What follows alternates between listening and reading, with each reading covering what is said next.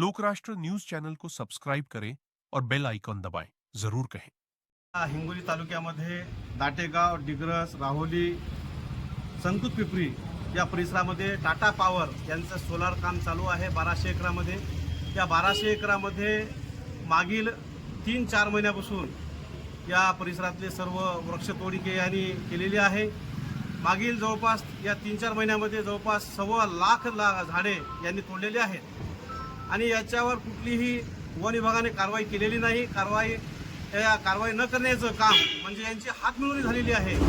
या कंपनीचे जे मालक आहेत, जे अधिकारी आहेत, कारण की यांनी या इथल्या परिसरातल्या शेतकऱ्याचेही रस्ते बंद केलेले आहेत आणि महाराष्ट्राच्या सरकारमध्ये महसूलचे मंत्री आहेत बावनकुळे साहेब यांनी प्रत्येक गावातल्या शेतकऱ्याला हे रस्ता व्हावा यामागचा उद्देश आहे।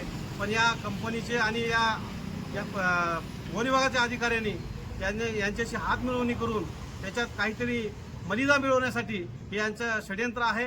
आणि या आमरण उपोषणासाठी आमचे मित्र सुनील तानाजी माने हे उपोषणाला बसलेले आहेत, कारण की मागच्या 2 ते 3 महिन्यापासून यांनी यांचा पाठपुरावा केला की यांच्यावर कारवाई करण्यात यावी, आमच्या शेतकऱ्याचे रस्ते मोकळे करण्यात यावे, पण यांनी अधिकाऱ्यांनी कुठलीही यांची दखल घेतली नाही।